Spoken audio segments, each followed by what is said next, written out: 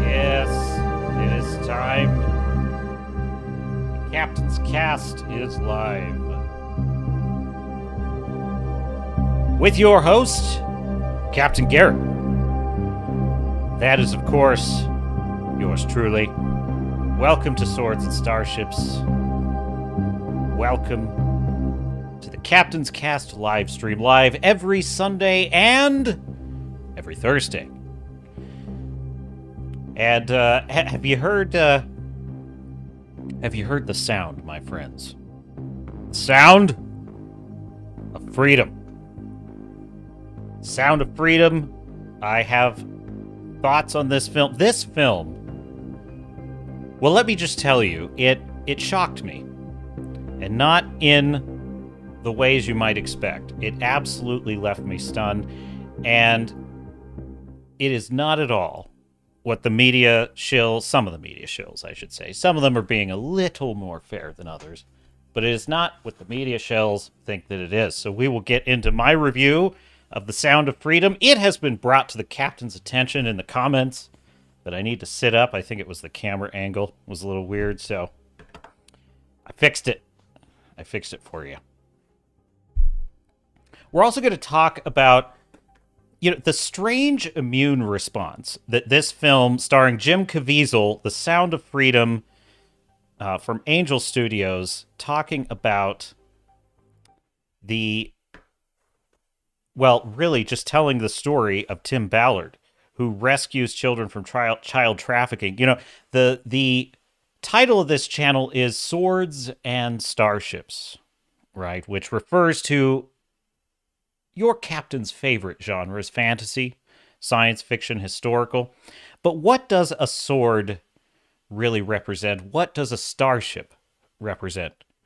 Well, I submit to you, they are my favorite genres because they represent freedom. They represent the opportunity to explore strange new horizons, but also to protect those in need of protection. So, Sound of Freedom is very much a Swords and Starships film. It is very much an Iron Age film. And it has humiliated Disney at the box office. So we'll talk about that. Tom is in the chat. Ahoy, sir. Good day, Tom. Welcome. And you have got to see the series of... I'm disappointed, quite frankly. I wish I had been wrong about this. I heard about this film. It's an independent film, The Sound of Freedom. It's trying to make its way into theaters, competing with all the big box office movies, which are theoretically Dial of Destiny and The Flash. And it kind of came out of nowhere for me. It's just totally word of mouth. And my first thought, and I'm very sad that I had this first thought, I said, the wokies are going to hate this movie. They are going to hate it. And then I thought, wait a minute. How can I think that? Surely exceptions can be made for certain subjects. Surely there's one thing that could unite us. And that is protecting the innocent, protecting the most innocent children. I wish I'd been wrong. I wish I had been wrong that there would be articles attacking this film. But I'm going to tell you right now, they've stepped at it because your captain saw the film yesterday, and the immune response is a big misfire. It is a big misfire. Silverback is in the chat. Ahoy! Permission to come aboard. Granted, sir. I've also been watching more SG-1. Maybe we'll talk about Stargate. And, the time has come for the stewards of these failing properties to now beg forgiveness from the fans. Lucasfilm, the Hollywood actors, the time has come that they are now starting to beg for our forgiveness. Now, I'm big on forgiveness when it is sincere, but I think what happened is they saw what Tom Cruise did quite organically, which is to just simply thank his audience for coming to a film, Top Gun Maverick. Well, now all the phony Hollywood people are jumping on this bad one. Oh, well, that must be what it is. They just want to see a thank you message. So I'll show you some of the more pathetic attempts coming up. And Katie Sackhoff had an interesting insight about the behind the scenes of The Mandalorian, so we'll talk about that as well. So why don't we just get into it? Now, The Sound of Freedom, starring Jim Caviezel, directed by Alejandro Monteverde. You know, I went into this film thinking, I hope that it's good. I hope that it's good because it's about something important. It's, you know, it's an indie film that is trying to tell a moral tale about a real life man who is rescuing children from child trafficking. And I'm thinking, you know, I'm behind it. That being said, I knew nothing about the film. I knew nothing about, you know, look, I've said this before. I don't like propaganda storytelling. I don't like it. Even when it's in service of my own worldview. So even though the intentions might have been laudable behind this film, if it was still not a very well-made film and was mostly just a bunch of propaganda or just a kind of shameless revenge fantasy, I would have been disappointed. I would have been very disappointed. So what I was hoping is it would be a good, maybe even great kind of revenge fantasy kind of film, or just a really great, you know, I say get the bad guys kind of film. You know what I mean? Or even just a great film to earn that $14 million in theaters that they got on Independence Day. Well, it turns out this film is incredible. It is absolutely incredible. It is one of the best films I have ever seen. And your captain would never say that lightly. I was absolutely stunned. This film was not at all what I expected on so many different levels. It was excellently made. This was film level craftsmanship all the way through and through. It sort of makes up for all the garbage I've had to sift through over the past few weeks. Oh my God. The Flash, Dial of Destiny, Secret Invasion, The Witcher. I mean, I literally have felt my IQ points dropping over the last couple of weeks, and it's been scaring me a little bit, to be quite frank. But you know what? It's like everything has been, you know, the meter, the intelligence meter has been refilled to maximum after seeing a film with exceptional direction, exceptional cinematography, well acted by every single actor in it, profoundly powerful, profoundly emotional, a musical score that is absolutely haunting, beautiful, incredible, and a motivation behind this film that is as laudable and should be universally praiseworthy as I can imagine. This is not a propaganda film. This is not a conservative film. This is not a political or partisan film. It's not a conspiracy theory fantasy. It is grounded. It is sober. It is written like... You know what it reminds me a lot of, actually? There is a film I think is almost a perfect kind of analog to this film, and that is Argo. If you've ever seen Argo with Ben Affleck, it's about the operation to extract the Iranian hostages during the Iran hostage crisis. And it is just, you are on the edge of your seat the entire movie. It's about a real world event. It's not some kind of over the top action movie. It's just a very straightforward, very well told thriller about something that really happened. And you're just on the edge of your seat the whole time. That is exactly what this film is like. There is nothing over the top about it. And the reason I say that is, I make such a point of that, is that if these media, let's just say it, assholes, would just actually watch the film, they would see that there is nothing on the level of QAnon in this movie. There's no ridiculous, there's no crazy, Sylvester Stallone, with the chain gun just mowing down all the child predators, Not that I wouldn't have minded that. Don't get me wrong.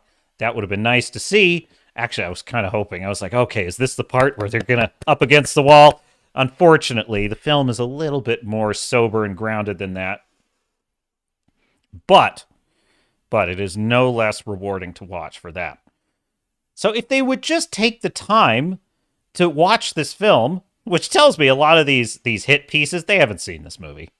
And if they've seen it, they're so just weighed down by their dogged, dogmatic, narrow-minded worldview that they just can't allow themselves to like this film. I got proof of this. There's a couple, mainstream media types that begrudgingly admit it's not terrible.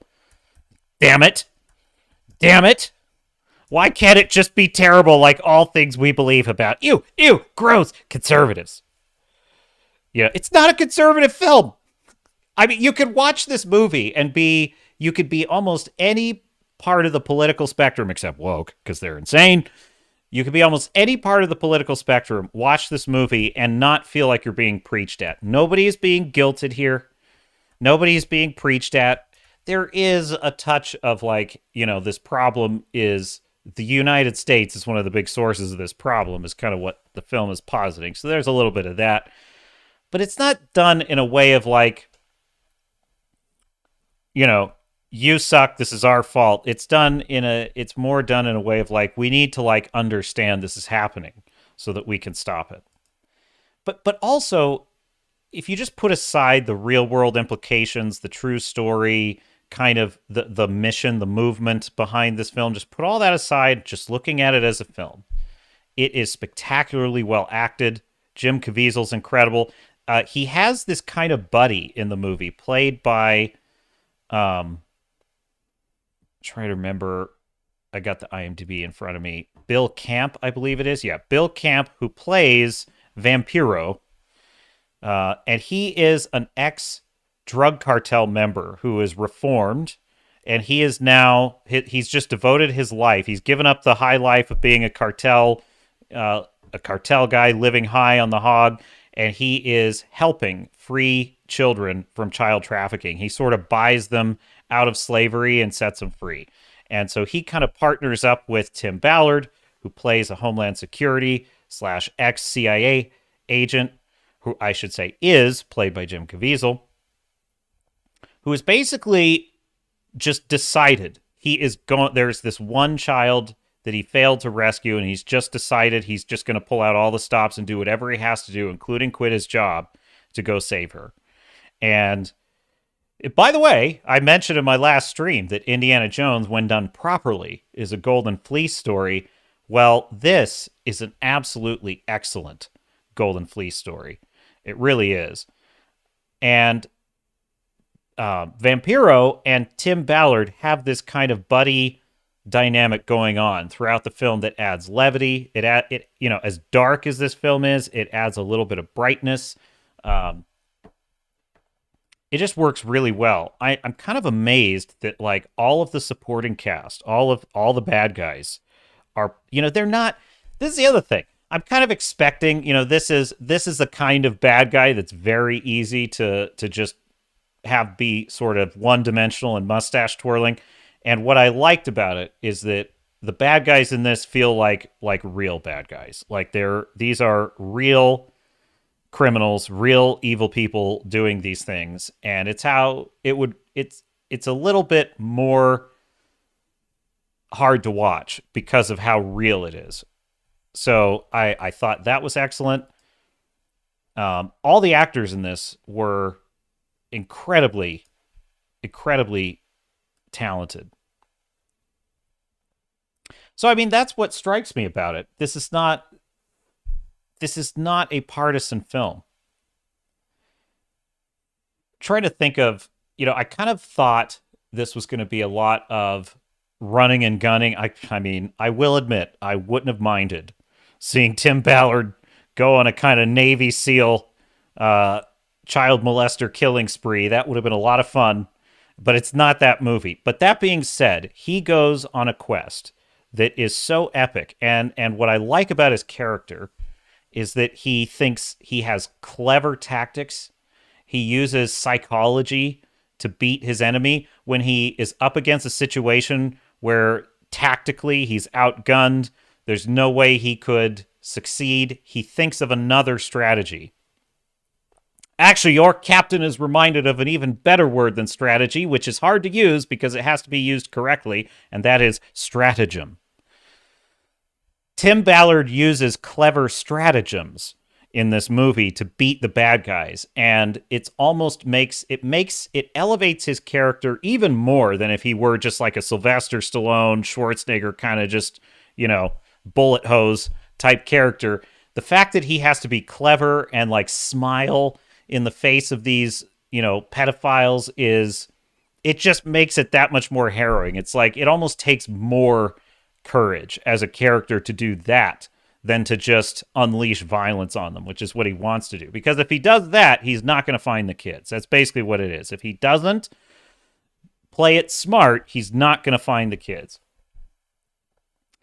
Russell Hunter in the chat. Greetings, Russell. Welcome to the Captain's Cast. For anyone just joining, please do like or subscribe. You are watching the Swords and Starships channel, and we are talking about the sound of freedom.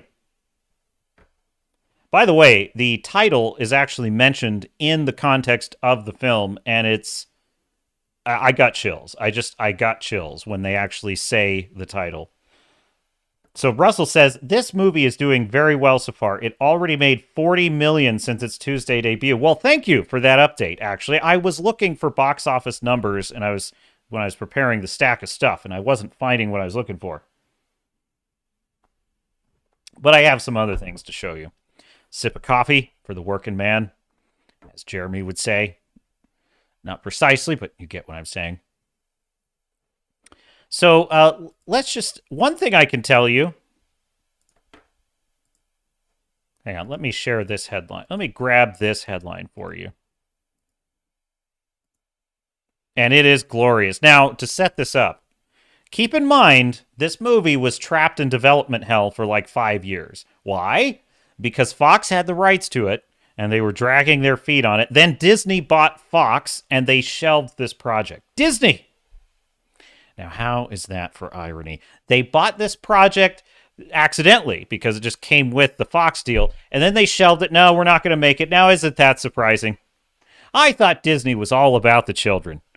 They're just not about the children when it's saving them from child trafficking. Well, that's a waste of money. No. Throw $300 million at Kathleen Kennedy for Dial of Destiny and all the marketing that you want. Definitely censor all the posters. Remove all the black faces from the Chinese posters and thank the concentration camps. But a couple million for a movie to raise awareness about child trafficking. Oh, well, no, that just doesn't make correct business sense. It doesn't have a mass market appeal. And so they shelved it. Well, it turns out that when you have a moral purpose behind what you're doing, obstacles like that aren't going to stop you. And so Angel Studios, the filmmakers behind this, they wrested the rights back from Disney. They made this film, and then they promptly humiliated Disney with it. Sound of Freedom beats Indiana Jones in incredible box office coup. This from Culture. Action movie Sound of Freedom has defied expectations at the box office and beaten Harrison Ford's swan song, and what a sad song it was, Indiana Jones and the Dial of Destiny. The movie centers around the real-life story of the founder of the anti-sex trafficking charity Operation Underground Railroad, Tim Ballard. By the way, I have linked to both Operation Underground Railroad in the description, a very worthy charity, and I have also linked to what was the name of it? It's in the description of the video, but essentially the Pay It Forward. It's the Pay It Forward program where you can buy a ticket for someone who hasn't seen the movie. So those are both linked there. It's seen as a surprise that this relatively small-scale movie outperformed what is seen as the summer blockbuster Indiana Jones on the 4th of July, Independence Day. A date that in the past has been dominated by the likes of Jaws, Forrest Gump, and Top Gun Maverick.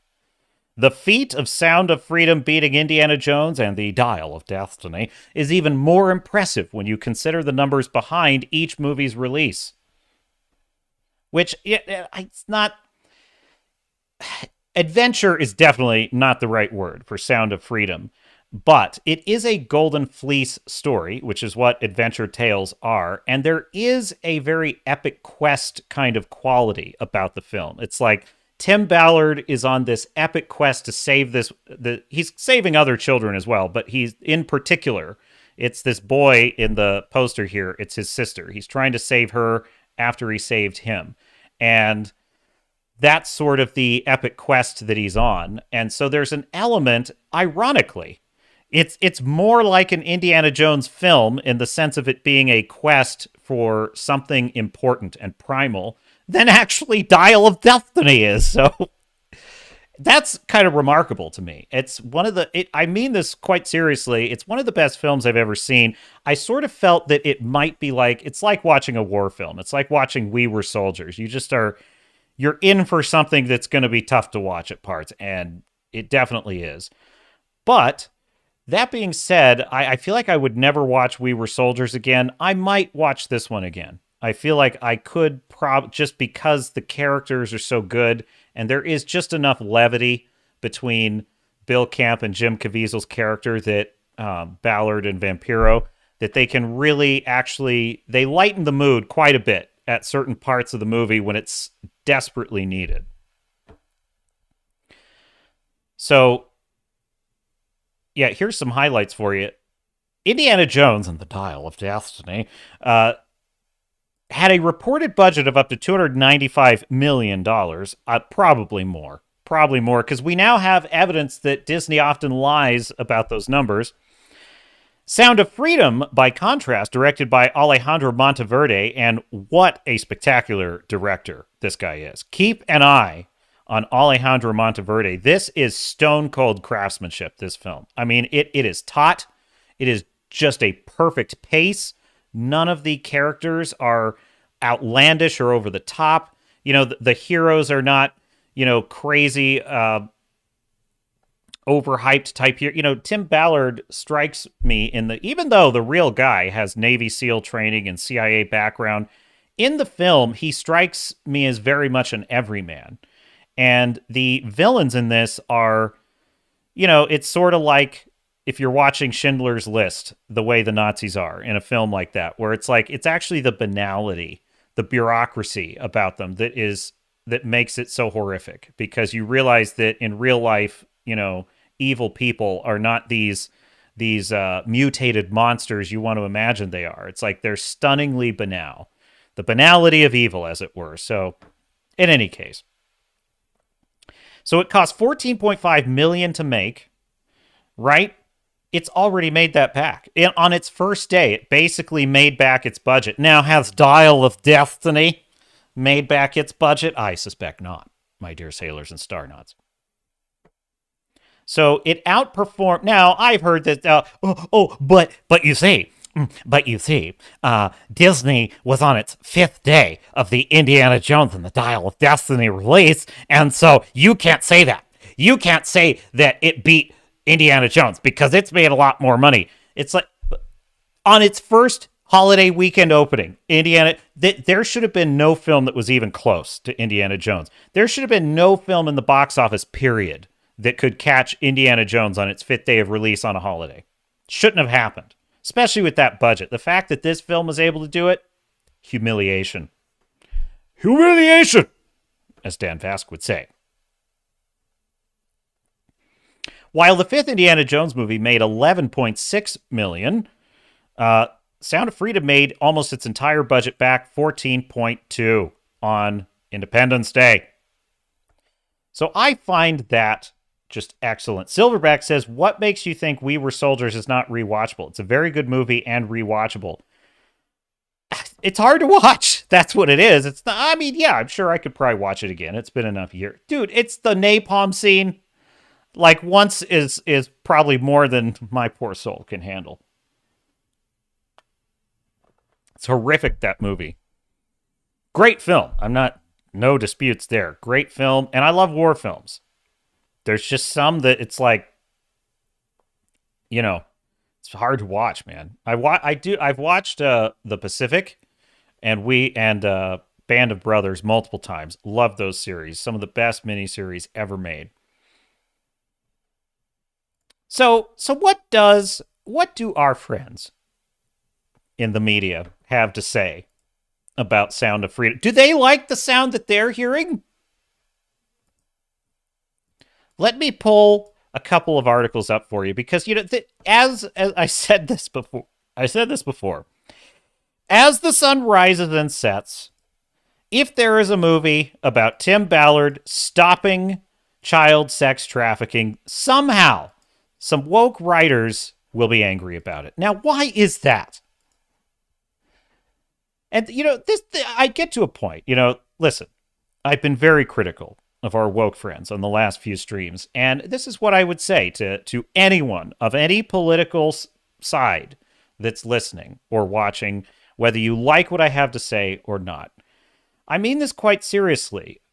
We should look for what we have in common rather than what is driving us apart.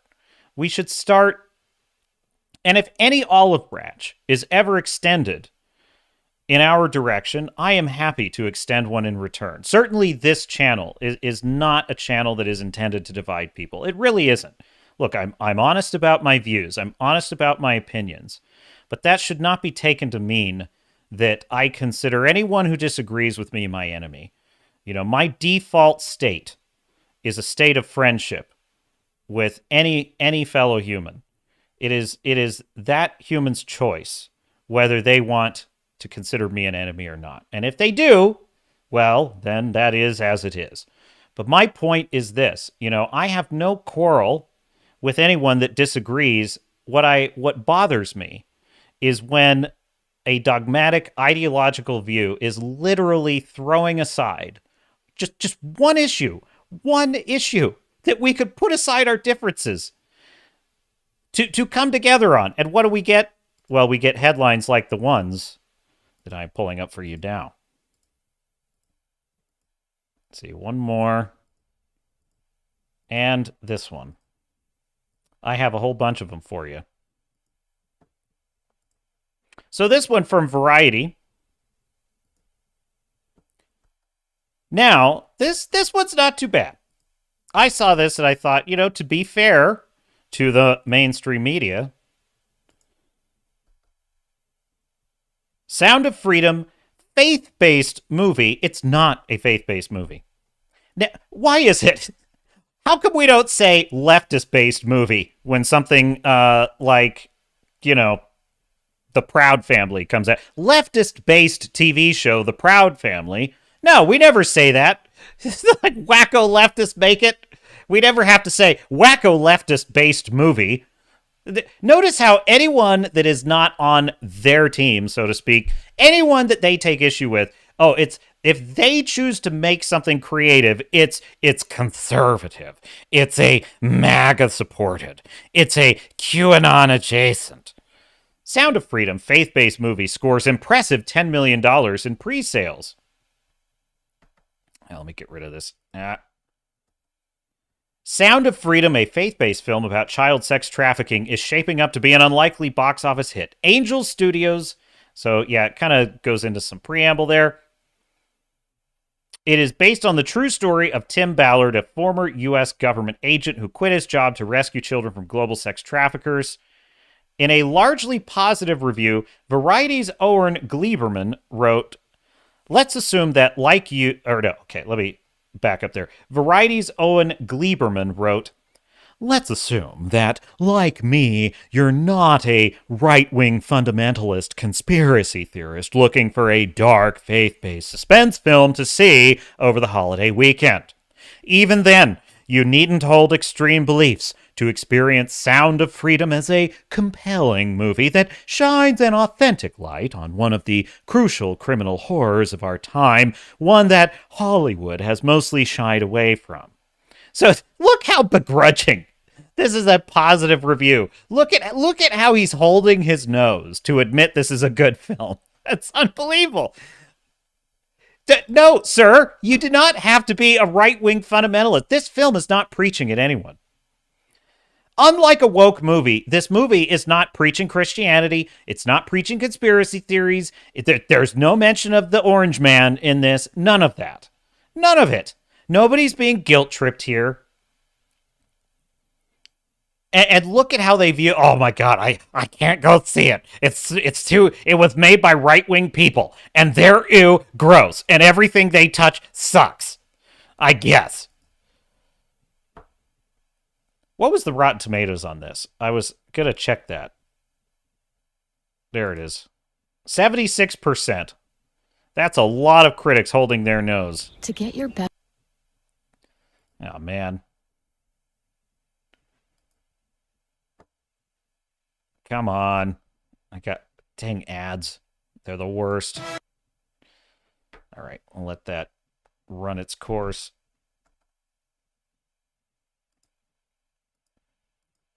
What does Rolling Stone have to say? Sound of Freedom is a superhero movie for dads with brain worms. The QAnon-tinged thriller about child trafficking is designed to appeal to the conscience of a conspiracy-addled boomer. Ew! That's unbelievable. Now, can I just show you something else that Rolling Stone had to say a while back? May I? Hang on. Let me grab it for you. That's what they have to say about this movie. Yes, here it is. Some of these you have to go to the Wayback Machine for because of the paywalls. Because, no, I won't be subscribing to your woke liberal rag, especially after these headlines. No, I take that back. Woke leftist, not liberal. I'm fine with liberals. Liberals can chill. Cuties Review. This is from Rolling Stone. Cuties Review. A coming-of-age movie caught in the culture wars. That this would be the sick, pedophilic movie about young girls being in beauty pageants. Thanks to a major marketing mistake, this award-winning French movie has been accused of sexualizing girls. It's actually a sensitive portrait of growing pains that deserves to be seen. Oh, they love cuties over there at Rolling Stone, don't they? No, but Sound of Freedom, no, that's for dads with brain worms. What does Washington Post think about it?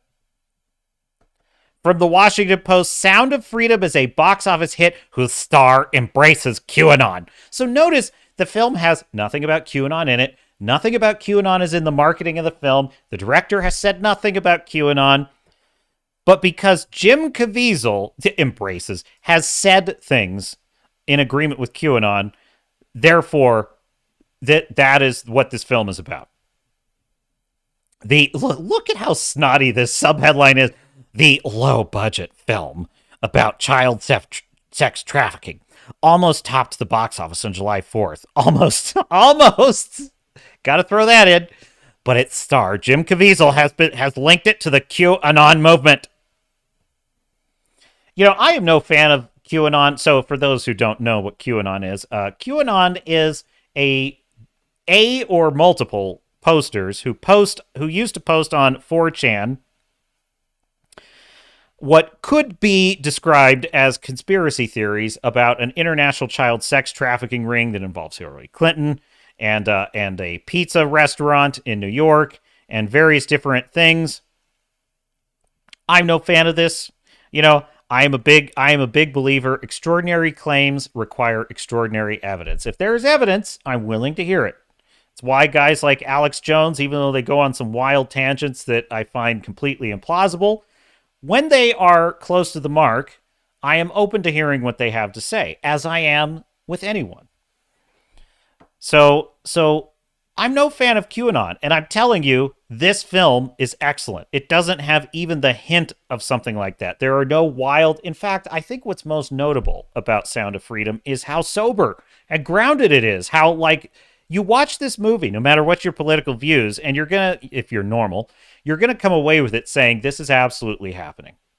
This is happening, and it has to stop.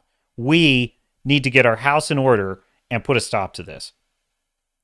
It says something about our society that this is allowed to continue to the extent that it has, after all the millions we've dumped into the drug war. Now, this is what the Washington Post has to say about it. But what did the Washington Post think of Cuties? Cuties is an unflinching look at what it means to be a preteen girl. No wonder people can't handle it. This from Monica S. If you can weed whack past the drama surrounding it, angry politicians, QAnon, a terrible ad campaign followed by misguided petitions, you can perhaps enjoy Cuties for what it is. One of the more compelling movies you've seen in months. Funny and deeply uncomfortable, sweet and sometimes sad. Now, why is it that they can't be fine with the fact that Sound of Freedom is deeply uncomfortable? It is. It's deeply uncomfortable. But they seem very comfortable with Cuties. They seem very comfortable with that. And you know, they really don't like that QAnon was criticizing this pedophilic movie at all. Now, isn't that curious? Isn't that curious? From Variety. Variety is actually reasonably fair. Sound of Freedom review, Jim Caviezel anchors a solidly made and disquieting thriller about child sex trafficking. It's been sold as a conservative thriller, but you didn't need that mindset to find it compelling. They were so close. They were so close to one honest headline. Just one. It is a solidly made and disquieting thriller about child sex trafficking. And then but it's been sold as a conservative. It's by who? Nobody is selling this as a conservative thriller. Now, conservatives by word of mouth may be spreading the word about it, but why would we have to do that? Why would conservatives have to do that? Could it be things like shadow banning, deplatforming, media lying? Could it be the fact that when Disney gets a hold of a movie like this, they shelve it and make the filmmakers fight tooth and nail to get it back just to get it made? Could that be the reason? Surely not.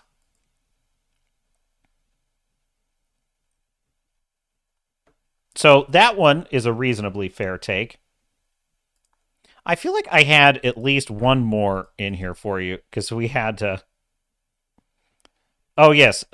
Lest I forget. Did I show you the Guardian take? Did I already read this one? Oh, yeah, here we go. No, I'll show you this one, too. This from The Guardian.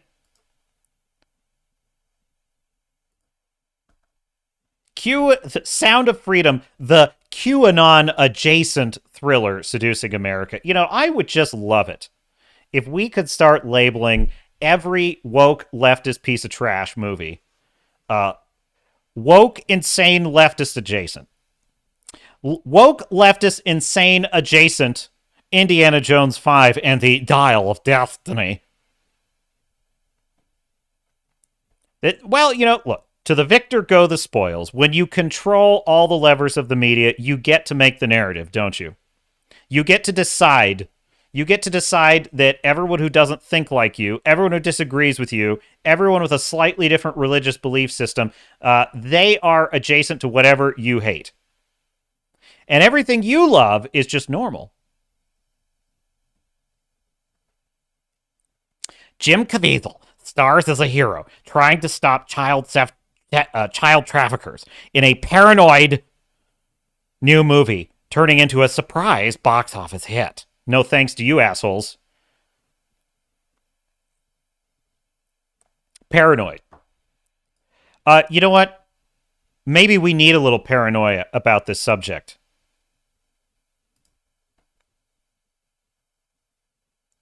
Maybe we do.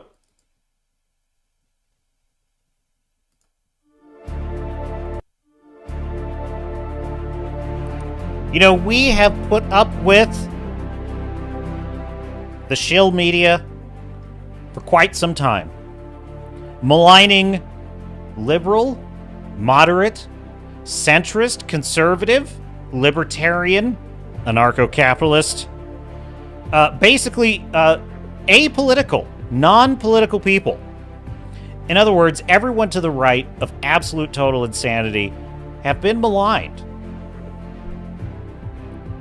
We have one film, one sober, authentic film that is sounding the alarm about child sex trafficking, and to them it's paranoid.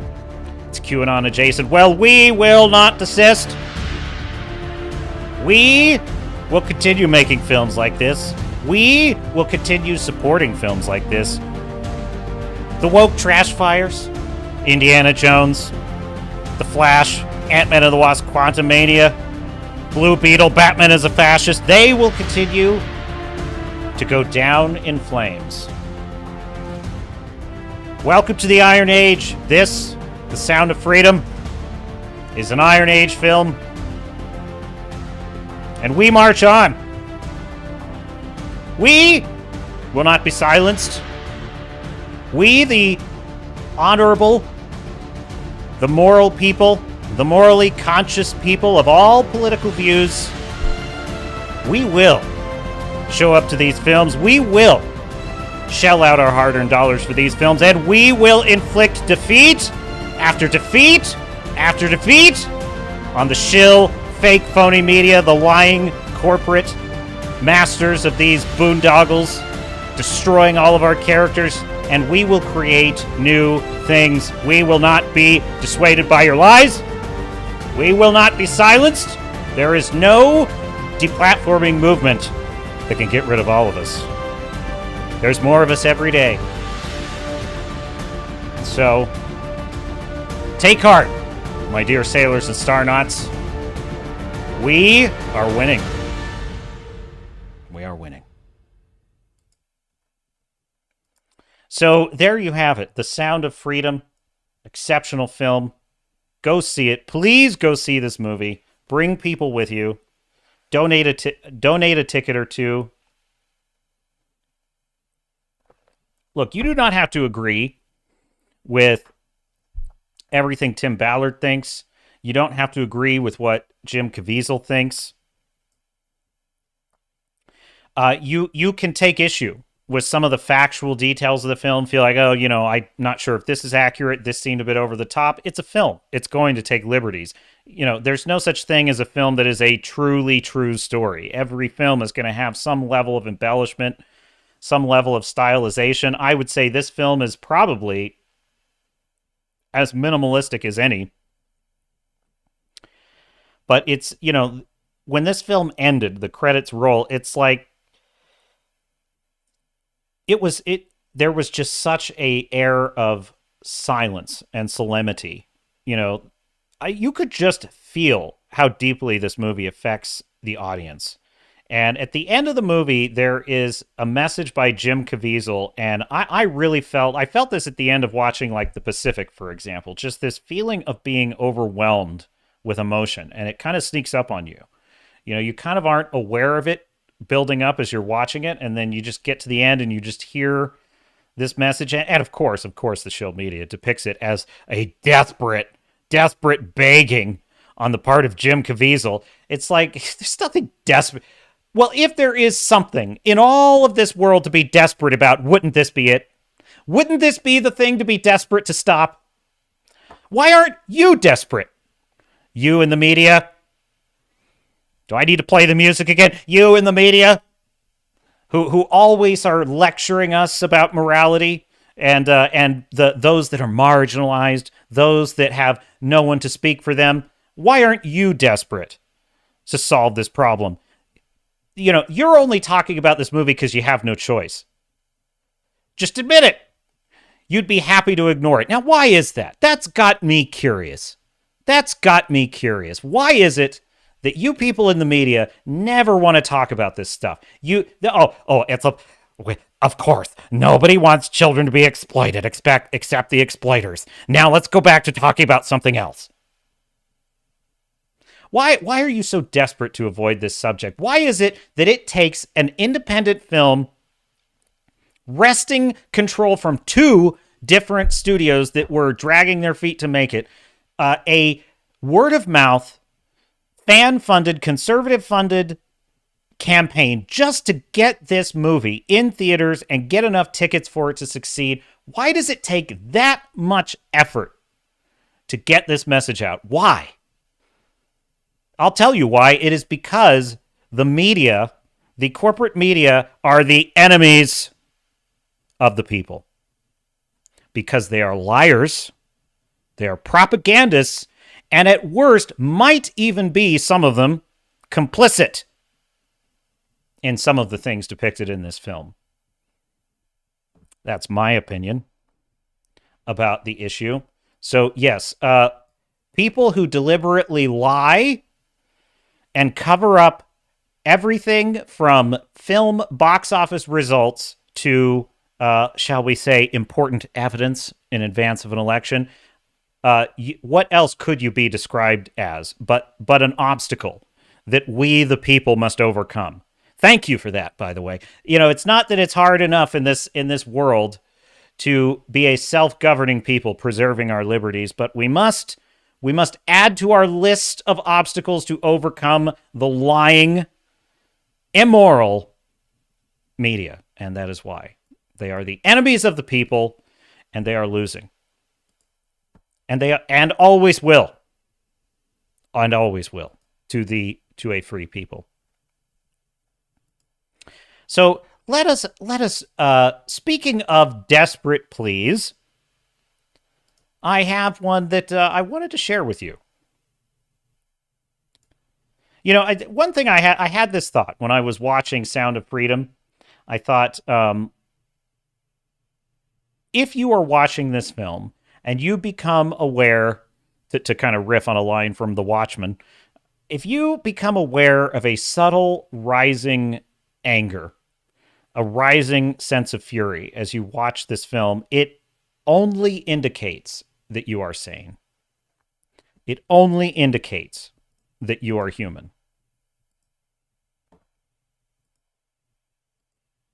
So I'm pulling up a couple of things I want to show you on this subject.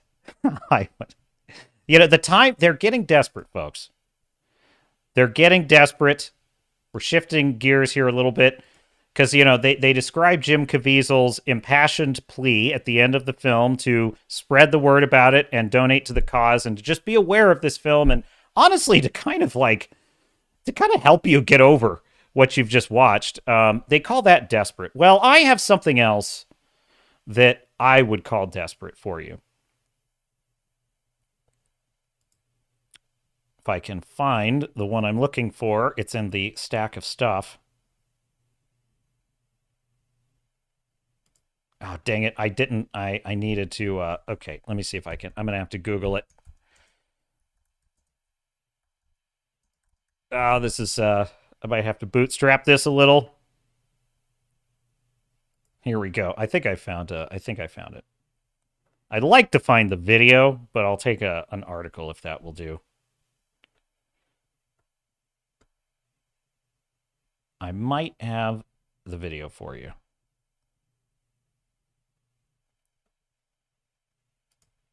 Oh, man. What's with the cookies?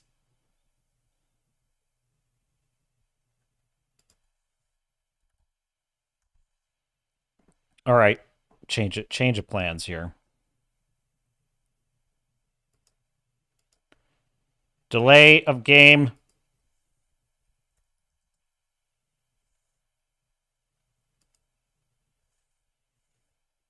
But let me know in the comments what you think of Sound of Freedom.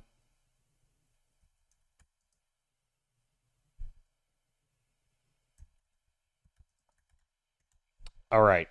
So, hat tip, Ryan Kinnell, RK Outpost.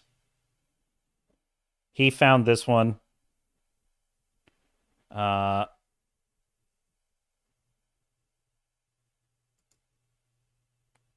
to find the right video here.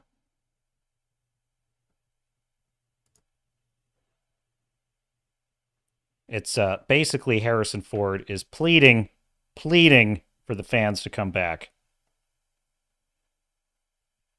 Here we go. I think I got it.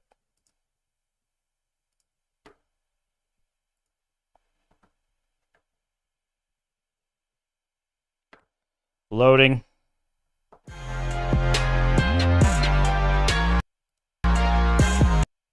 of all time. With a massive... Okay. Here it is. Star Wars. Now they are sitting thankful he is Maverick, and he's continued to do it to care about the music in the background. Don't do it, John Williams. All right, do not copyright claim that. Joys of my career. Thank you for welcoming the man with the hat into your lives for generations. It's meant the world to me to share Indy with all of you. As always. So here comes Harrison Ford, right? He's basically that. A lot of the film companies are doing this now. They saw Tom Cruise's beautiful thank you message to theater goers at the beginning of Top Gun Maverick, and now, as always, Hollywood is learning the wrong lesson from a little humility from Tom Cruise, and they are trotting out all their actors and directors to start begging the fans, come back. The movies, unless there are snakes, of course. And this does make me sad because I love the character. Agreed. Hat tip RK Outpost. Poor Harrison Ford, man. His character has been utterly deconstructed, embarrassed, humiliated. Completely done for. Completely done for is his character. And, we need you, Harrison, to get out there. We need you to get out there and make us sound like we really appreciate the fans and care about them, even though we don't. Which reminded me of this.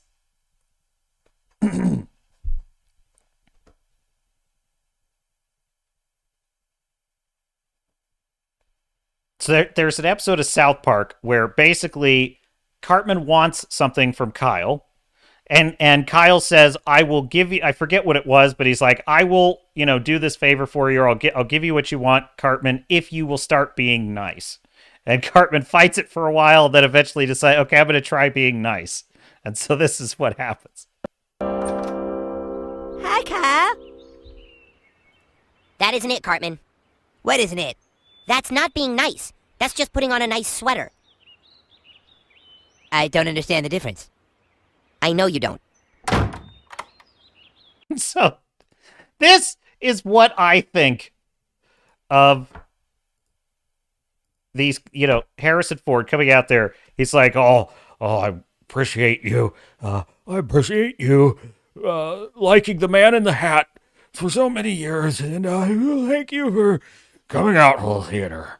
And it's like, that isn't it, Harrison. What do you mean? Saying nice things after you've destroyed all the characters and ruined all the movies, and because you saw Tom Cruise did it and people liked his movie, that isn't being nice. that isn't honoring your characters.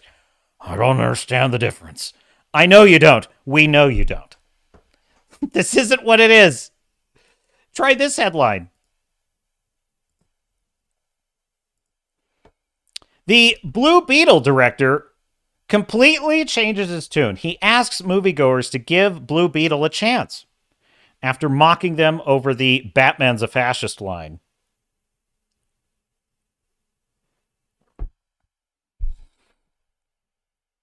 Blue Beetle director Angel Manuel Soto completely changed his tune and is now asking moviegoers to give the film a second chance after he repeatedly mocked and derided them following the release of the film's first trailer. So if you don't recall, if you've seen the Blue Beetle trailer, there's a line in it where George Lopez, playing a family member of the titular Blue Beetle character, says, someone says something, oh, I think this is Batman stuff. And he says, Batman's a fascist. Well, numerous individuals took exception to the line, including YouTuber Ryan Kinnell, hat tip RK Outpost, criticizing it, saying at the end, the Batman is a fascist line. This is pandering to the stupid, and I'll just say it, fucking 20-year-old free profile picture, she, them, don't know what your fucking gender is, don't buy comics, don't have money to go to the movies. That's who that fucking shit is pandering to. Close quote. That would be Ryan Kinnell, the angriest man on the internet. He earned that title with good reason. His anger far exceeds that of even the most angry man. Batman is a fascist. Fuck off with that. That's so stupid, he declared, and I agree with him. Kinnell's criticism would be shared to Twitter by CBM Movie Fan, who wrote, George Lopez saying Batman is a fascist, has this MF riled up. The user added, I need more lines like that from the movie if they're freaking out like this. Soto responded to the tweet from the rando fan with 3 laughing emojis and a Skeletor gif that reads, well, my job's done. So you see how this works? You see how this works? They tell us, there is no such thing as woke movies. There's no such thing as woke storytelling.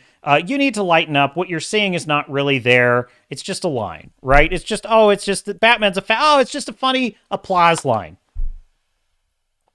But then, as soon as anyone critiques the line and says, I don't like that line, that's not something, the idea that the film is putting forth, that Batman is a fascist, in the trailer. It's the closing line of the trailer. Consider for a moment how watered down and meaningless the word fascist has become. Fascist now means, it used to mean a totalitarian movement in which all of society was mobilized for war, and a secret police surveillance state tortured and murdered anyone that disagreed with it. That's what fascism used to mean. What fascism now means is anyone that doesn't put their pronouns in their bio.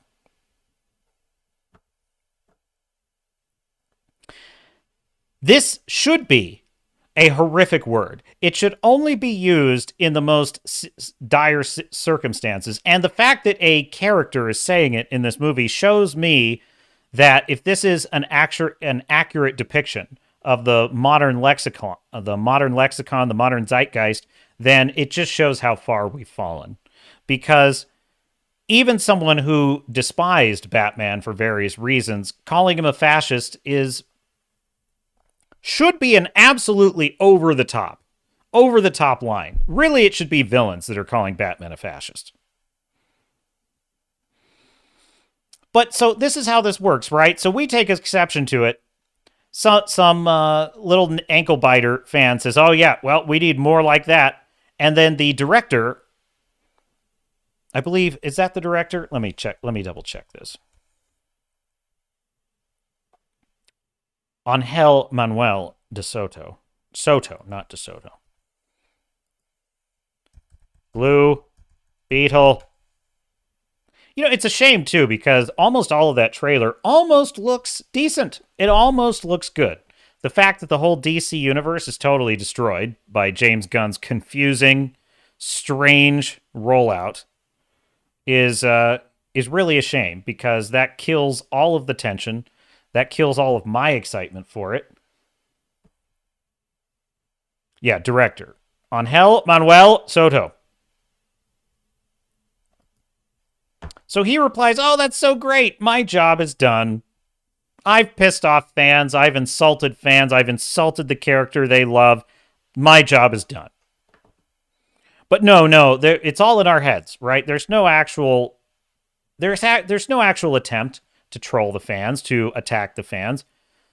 Soto would use a similar gif in response to another user pointing out that certain people were upset about the inclusion of the Batman's a fascist line in the trailer. Instead of Skeletor, he used one of President Barack Obama dropping a microphone. He captioned it, "My job here is done." All the indicated people are the ones who are today angry about the line, Batman is a fascist.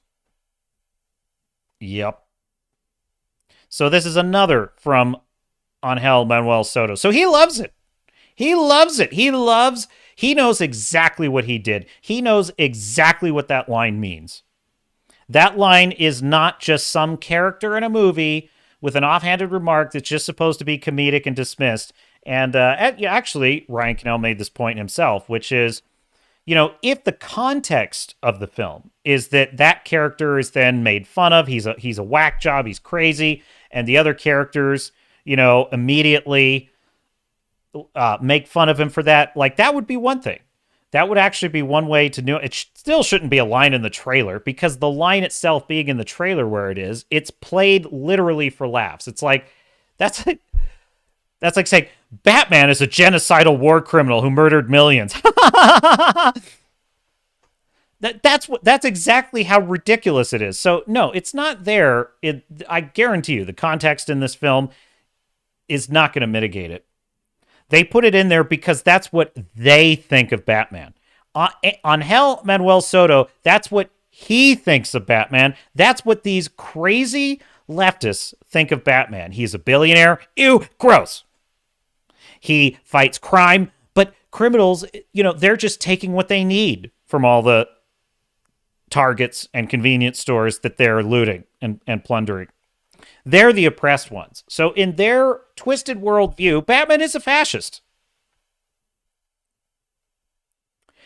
But now, how the tables have turned. Now that this movie's shaping up to be a complete disaster, The Flash has gone down in flames, Black Adam has gone down in flames, Shazam 2 has gone down in flames, Indiana Jones 5 and The Dial of Destiny and The Little Mermaid all down in flames. Now in an interview with Movie Maker, Soto is asking fans to give him and the film a chance. First, he attempted to explain the scene. Well, we always wanted to have fun with the way Rudy talks about other superheroes. He continued, so to the people who got mad at it, give us a chance. We're just trying to have fun with the characters that we love. And everybody in our movie loves Batman and Superman and The Flash. Cough button.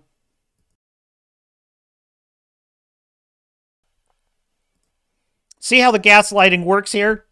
And of course, we have criticisms about all of them, as we all should. Calling someone a fascist is not a criticism. That is an indictment that someone is a murderer, is a tyrant, that's the best interpretation of what the word fascist means.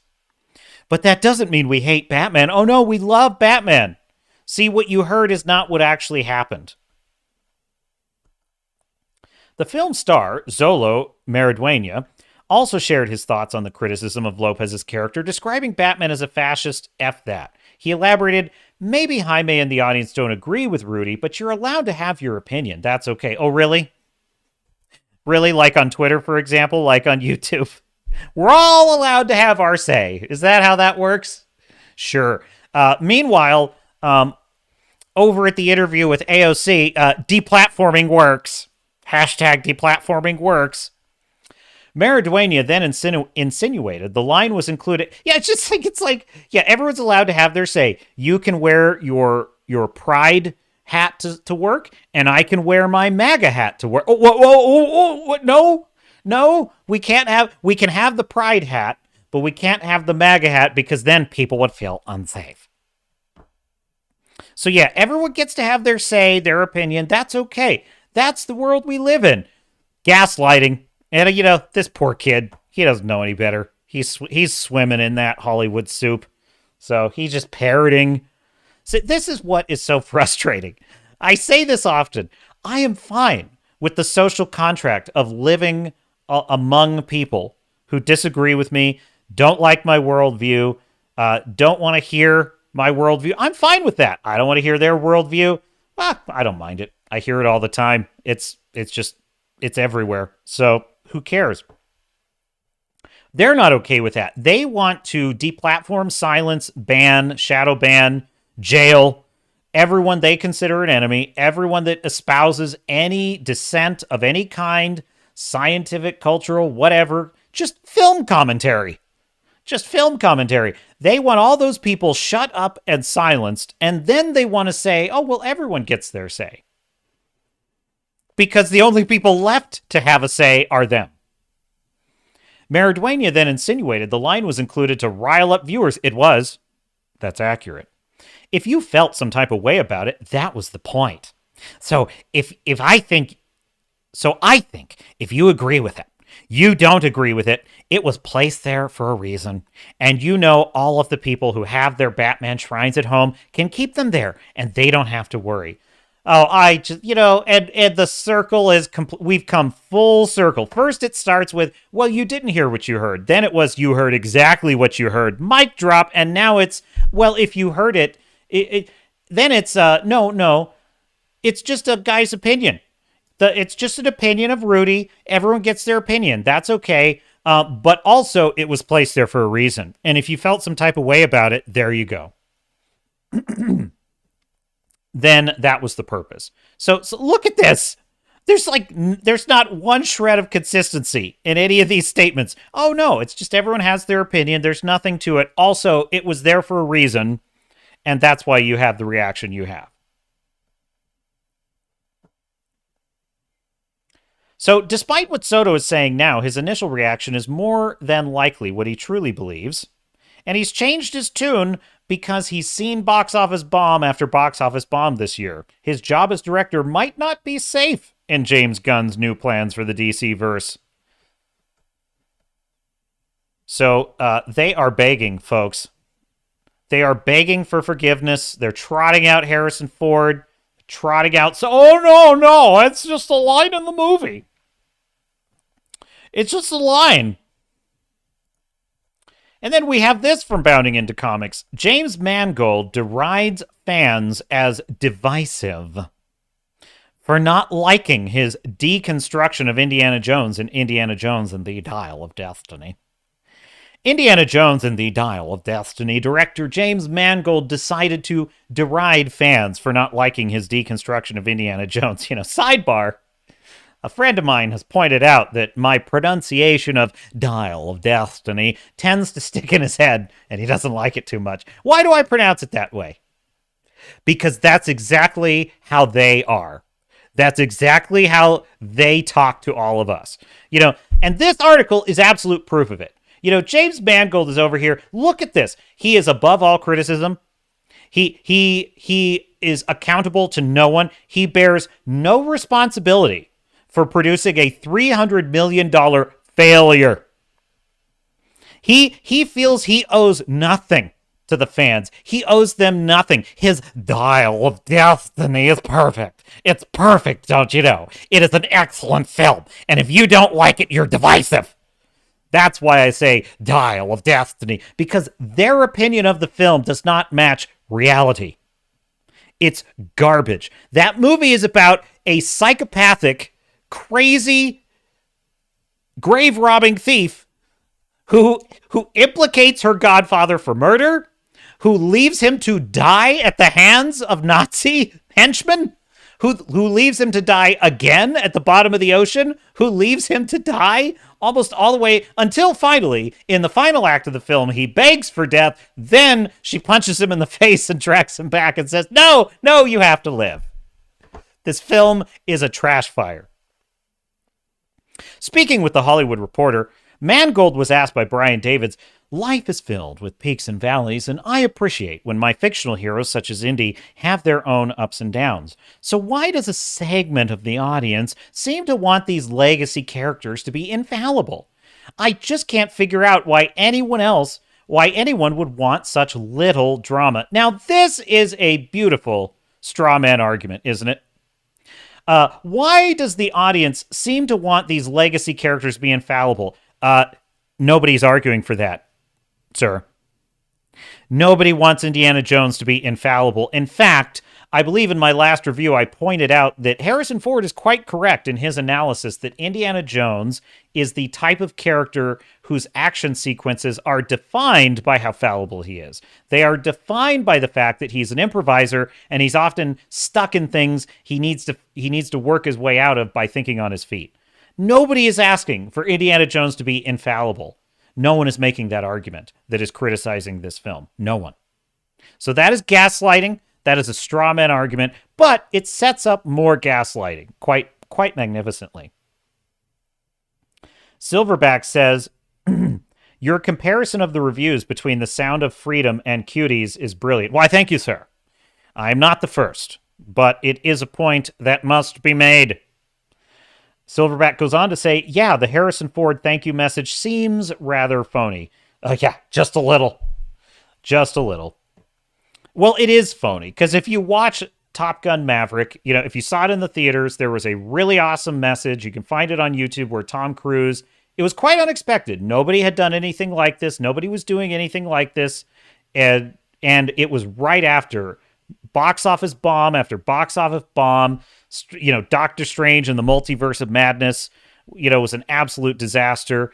And then you come to this movie, and what do we hear? The Obi-Wan show comes out, and they say, oh, anyone who doesn't like Reva, is a racist. Oh, she's the racist fans. We had been listening to all that garbage the whole summer. And then we sit down into the theater, we hear Tom Cruise say, hey, we worked really hard on this film. These are real planes with real aviators. We made this to be entertaining, to delight you. We know that, it's tough out there. We appreciate you coming to the theater. We appreciate you being here to support this film, and we hope you enjoy it. It was heartfelt. It was humble. It was the exact polar opposite of every other social media page involving a film studio, an actor, a writer, a director. I just showed you just now. The director of this Blue Beetle film, Soto, happy that he's pissing off the potential customers who would go see his movie. Spitting on people, criticizing the film happily. It was such a breath of fresh air to see that message from Tom Cruise. And now they're trying to copycat it. They're trying to copycat it because I think I was in, I want to say it was Dungeons and Dragons maybe, where they open up the film with the cast of Dungeons and Dragons, say kind of the same type of message. We're so glad you came out to the theater. The only difference was it was totally scripted. They had like a little joke woven into it, like a Marvel gag kind of woven into it, and all the different characters were speaking on cue. It was very rehearsed. It wasn't terrible. I'm like, look, I don't mind the fact that they're taking notice, that we would appreciate a little bit of appreciation. That being said, it just isn't the same. So Mangold, returning to this article, says, well, there's a point where these characters become symbols more than characters. And so there becomes this anxiety that if you examine the humanity of a hero, you somehow weaken them. No one is making that argument. You phony, elitist snob. You entitled, dare I say, man baby, working in a luxury industry. You should be grateful you even had the opportunity to direct this disaster of destiny. He continued, and honestly, I can't speak for how fans relate and wrestle with these questions in relation to other movies, but certainly, in relation to mine, I think your question almost has my answer built into it. I mean, I think you're, in a sense, already addressing it. Good drama gives hero a problem. If a movie is about a beautiful hero who is capable of anything and is virtually indestructible and is without any personal issues or concerns, then you just have a fashion video with action, which is what nobody is asking for. In fact, all of the critiques of the sequel trilogy of Star Wars are that Rey Skywalker is a Mary Sue character. Nobody's arguing for that. I am a fan of starting a character in one place to go to another, Mangold elaborated. Movies are a continuum. By definition, in drama, a character starts in one place and ends up in another. Well, that is very astute, sir. You must be really good at this. Mangold then accused critics of his deconstruction of being divisive when it was his and Lucasfilm's choice to turn into, I'm going on my own here, Indiana Jones into a passed out drunken loser who was such an asshole father he drove his son into the Vietnam War where he was killed. Mangold said, so if people want to be divisive in the age of social media, they can focus on where a character starts as opposed to where they end. Or they can focus on where they end as opposed to where they start. I was speaking for both, sir. Your movie is garbage. Indiana Jones is a sad sack loser who should be in his Golden Fleece story. Instead, he is in a dude with a problem story, and his problem is Phoebe Waller-Forehead, who is a psychopath and a sociopath that your film attempts to portray as a lovable, fly by the seat of her pants grave robber who has a heart of gold. While she stands by and happily laughs her way, into another boat as she abandons the burning ship where she has left the dead bodies of Indiana Jones' barely cold, murdered friends. and shows not an ounce of sensitivity until he in the movie has to say, my friends just died. Oh, yikes, too soon. Mangold says, in reality, for Harrison, who's playing the character, he's tracing an arc, and he's changing through the whole picture. So it all depends on where you're landing and where you're pointing your finger on that timeline. I am pointing my finger, sir, at all of it. All of it. Garbage. Ironically, Mangold previously admitted he was deconstructing Indiana Jones and that moviegoers would have to readjust and retool their brains for this guy. In a previous... notice how they changed their tunes. In a previous interview with The Hollywood Reporter, Mangold explained how the film would transition from Indiana Jones in his prime to a much older Indiana Jones. It reminds the audience, said Mangold, of the contrast between a hero in his physical prime and a hero at 70. We're not relying solely on the audience's memory of the previous films. It reminds everyone what he's done and what he's survived and what he's accomplished. Yeah, no, it depresses us, sir. It reminds us of what your movie has stolen from us, is what it reminds us of.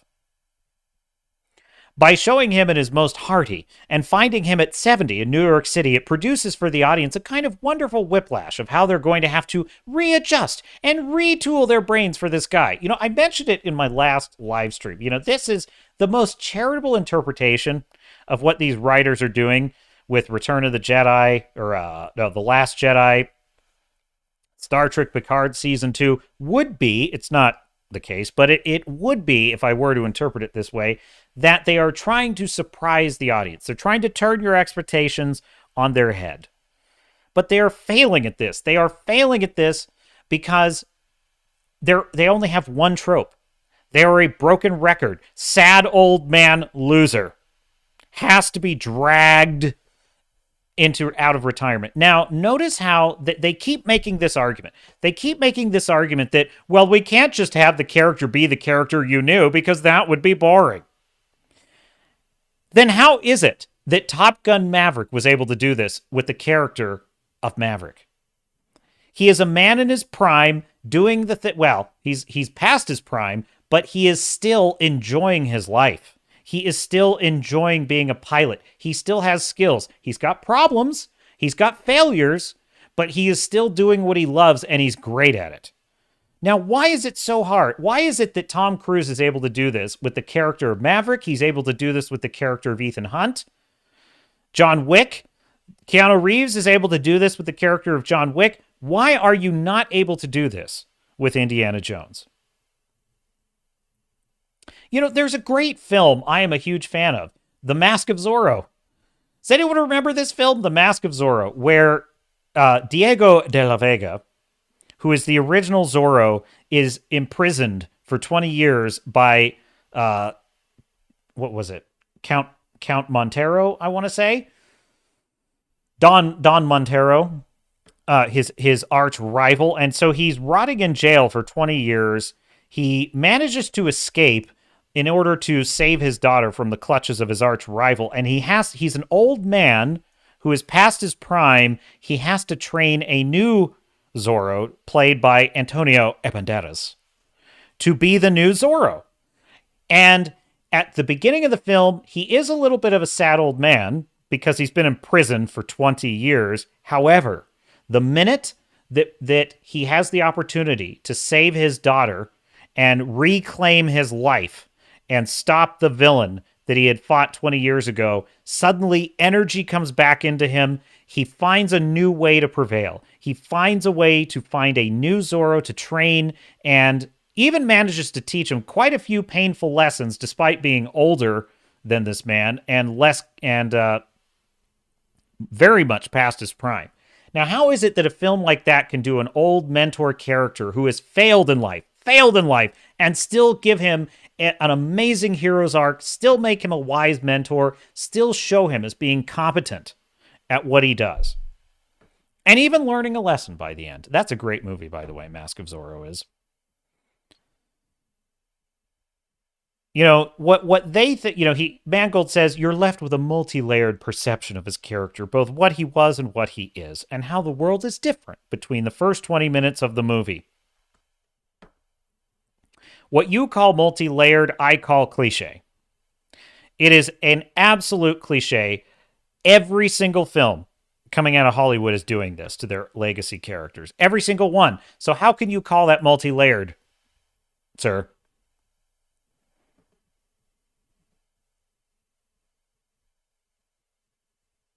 Let's see here.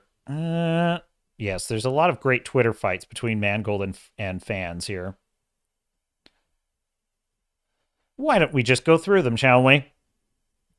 This is not the first time Mangold has lashed out and made accusations against Indiana Jones fans. Starfury in the chat, the classic old mentor trope is still magnifique. Kedish wrote on Twitter, to anyone thinking Indiana Jones 5 might be good, let me just point out, 1, Steven Spielberg is not directing, this is Matthew Kadish. Kathleen Kennedy is producing. Harrison Ford is 78 years old. It's written by Jonathan Kasdan, who also wrote Solo, which is a pretty dynamite tweet, I have to say. To which Mangold took exception to the tweet and responded by insulting him. Thanks, Matt. Number 1, keep making the world a better place, crapping on things in the first week of production from your basement. Well, we're very touchy, aren't we, Mr. Mangold? Number 2, never seen a script by John. Nothing against him, just reality. Butterworth and I started from a blank page. Oh, and what a beautiful triumph you wrote, sir. Number 3, 1 to 3 are hugely talented and are at my side. Mangold would continue to deride Kadish and his podcast team, The Salty Nerd. The Salty Nerd tweeted, we don't have basements, but we do have a kick-ass studio with a Batman statue. That's pretty sweet. I gotta follow The Salty Nerd. Why don't I follow The Salty Nerd? Mangold replied, yeah, that's a kick-ass studio. Congrats on the Batman statue and the jar of corks. So how about you let me finish my film and then bitch all you want in front of your vinyl bricks lit by your fancy bounce light, and maybe don't call opinion news. Oh, is that what they did? What an asshole. How pathetic is it? James Mangold is bitch-made. He is absolutely bitch-made. Look at this guy. He would also describe Kadish as a clickbaiter and a night crawler. Mangold tweeted in response to a user encouraging him, thanks, Axe. I don't mind people griping and prognosticating, but on my watch, false info and ageism and snark from so-called journalists is going to be confronted directly and forcefully. In my opinion, these clickbaiters like to dish it out, but like night crawlers can't stand the light. Au contraire. You know what I call ageism? The absolute destruction of Indiana Jones' character as being a sad old man who comes out of his apartment to bang on the door of his younger neighbors. Turn down your music. Turn down your music. That this is the only creative approach you can envision for this character. That's the ageism, Mr. Mangold. The absolute insufferable entitlement of these Hollywood assholes. You serve at our pleasure. You create these films at the pleasure of the customers willing to buy them, and guess what? You're fired. Your film is fired. The film had an abysmal opening weekend, only bringing in $60.3 million domestically. So far, the film has only grossed $102.3 million domestic and $69.5 million internationally. The film is expected to lose the Walt Disney Company and Lucasfilm more than $250 million. So, maybe, Mr. Mangold, if you had listened to some of those critics in their basements in front of their, as you put it, plastic brick wall backdrop, maybe you could have learned something. Maybe you could have heard that there's something that the fans are asking for. Maybe there's a critique in there somewhere that you could learn something from. What a shame. And then I see a headline like this, and it just breaks my heart, Karen Allen, who played Marion, is disappointed about Indiana Jones and the Dial of Destiny separating Indy and Marion and killing Mutt, their son. Yes, yes, so creative. We wrote the movie from scratch, so you can just go back to your basement, you loser. It's like, well, you, sir, Mr. Mangold, are the loser. You are the one that wrote a box office bomb. You are the one that directed a box office bomb, and it is your vast depth of creativity that resulted in only about the 10th legacy character with this exact plot line in which you kill off all the characters that matter to him, take away everything that mattered in his life. Harrison Ford has played two of these characters, Indiana Jones and Han Solo, both deconstructed and destroyed by the likes of you. You're not original. You're not creative. You're the writing equivalent of locusts descending on a field of grain.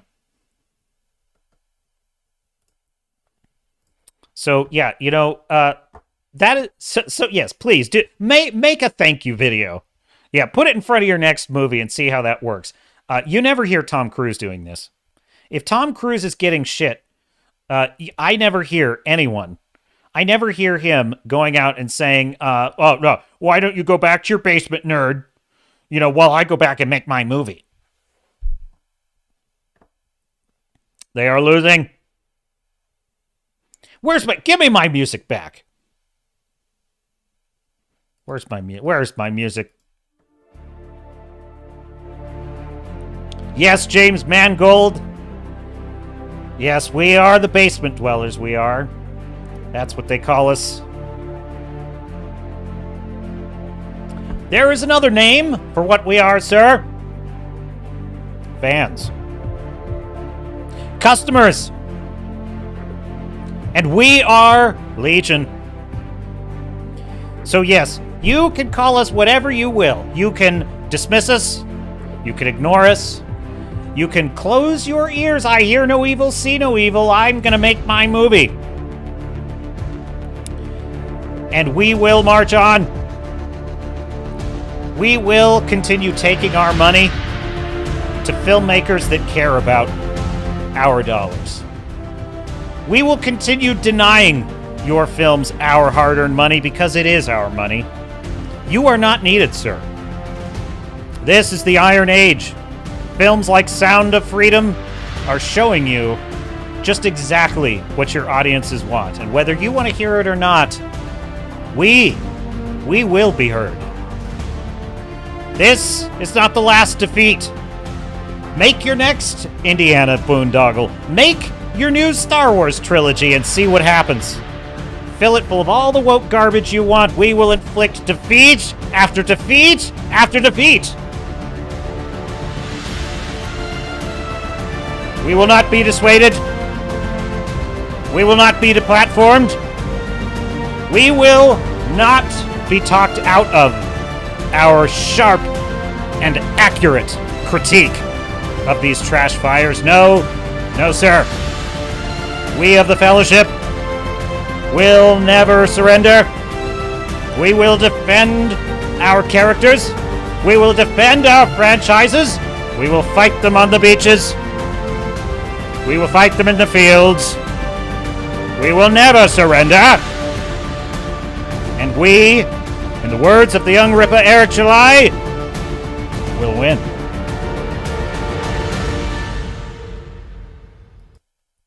That's what I have to say to you, Mr. Mangold. Starfury says, and we have Star Wars to look forward to from Manchild. Yes, we do. Yes, we do. Lest I forget. Yes, well, I look forward to it, sir. I look forward to it.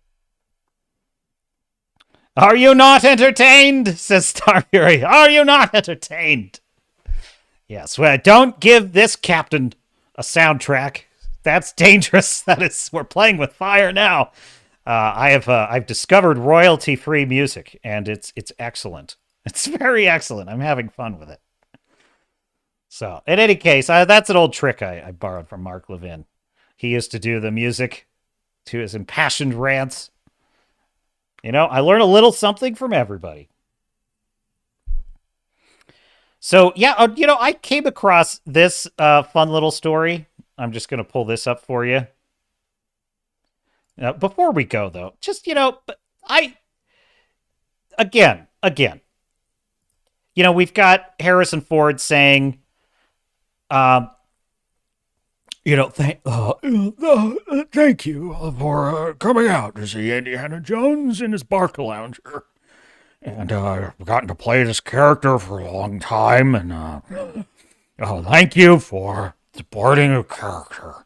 And I'll see you at the movies unless there are snakes. That was a line I said once. It was about snakes, yes. Who am I? Where am I? And so this is their attempt at pleading with us, the fans. And, this is just my opinion of these pathetic attempts by Soto of Blue Beetle and Mangold and Harrison Ford to try and smooth things over. Hi, Carl. That isn't it, Cartman. What isn't it? That's not being nice. That's just putting on a nice sweater. I don't understand the difference. I know you don't.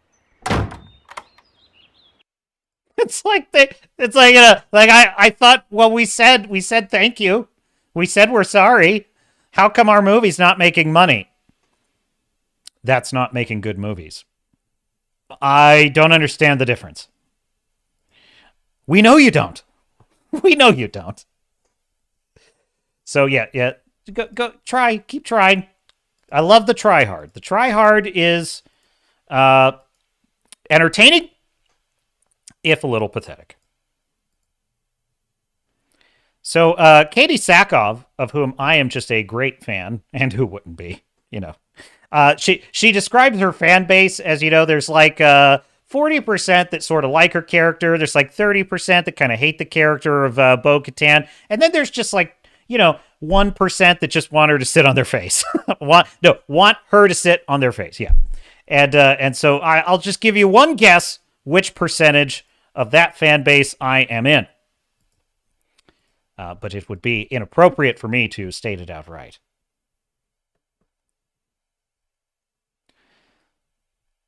So this is from Katie Sackhoff's channel. She was interviewing Bryce Dallas Howard, and they were talking about The Mandalorian.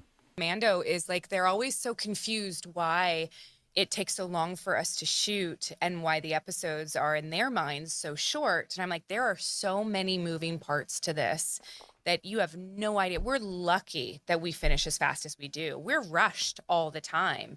And the fact that we finish is crazy. Yeah. Yeah, absolutely. Truly. It's are you your Gwen Stacy Hey, but role? can I ask you a question? Yes. I have all these questions that come up in my mind, and I'm like, am I allowed to ask Katie a question? So for you, I'm just so curious because I haven't worked in TV, and I'm told that this is we're coming to it. Like in some ways a normal TV process, in some ways not. Like what have you found in terms of what's typical and what's not? Can I just, it's, with all due respect to Bryce Dallas Howard, she is the one that directed the Jack Black episode of Mandalorian season 3. Okay. My opinion of her directorial skills have taken significant damage. The biggest difference for me, I mean, budget is massive. Mm-hmm. Budget is completely different. I've never worked on something with a budget this big. I mean, I literally, our catering budget is probably the entire budget of Battlestar Galactica. Granted, that was 20 years ago, but that is incredible to me. Like, I know she's not speaking literally, but she's talking about how on Mandalorian, just the budget is astronomical. She's like, our catering budget is as big as the budget of Battlestar Galactica was back in the day. And, she's probably not far off. I mean, you think about all the COVID restrictions and all the diversity, equity, and inclusion protocols. Can you just imagine the bloat on Disney Productions? Can you just imagine? They probably wipe their ass with money instead of toilet paper. They're we prefer dollar bills in our bathrooms. It's like that's essential to a successful production. the biggest thing is that most episodes of television that I am used to shoot in 8 days. 8 days. It is so fast, and you get 2 to 3 takes, and that's it. So when I came in, it was I'm like, such... not my medium. No.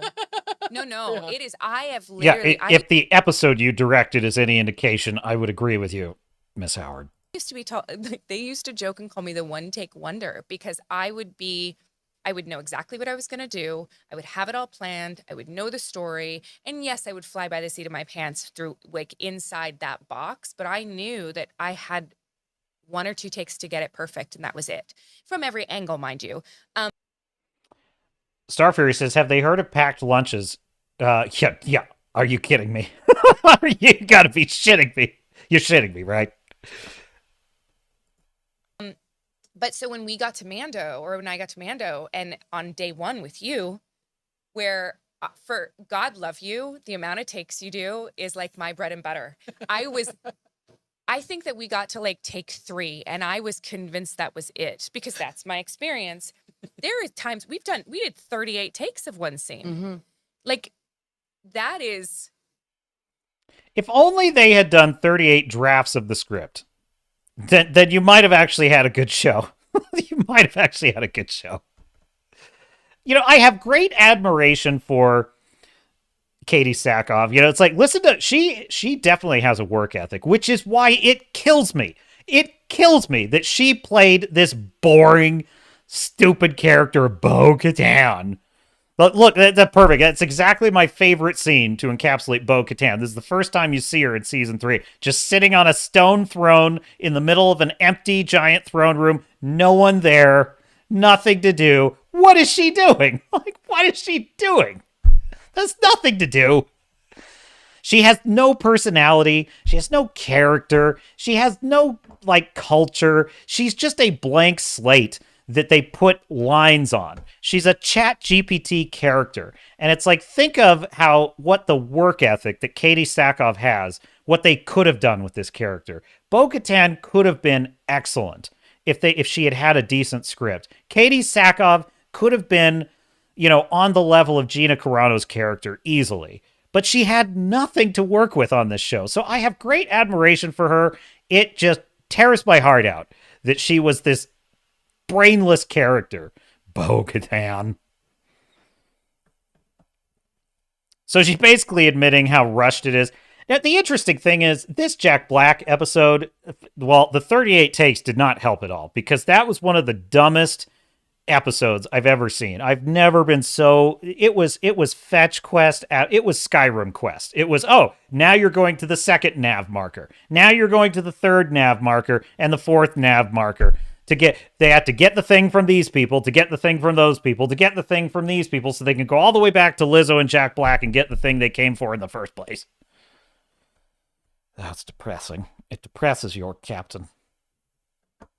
Starfury says 38 takes and it's still dog crap. I know, right? You know, something tells me if you've got Katie Sackhoff on the set and you need 38 takes to feel confident, your directorial skills are somewhat suspect. It's one thing to say, oh, okay, I'm gonna give it more. I have a little more discipline than to just do 2 or 3 takes and move on.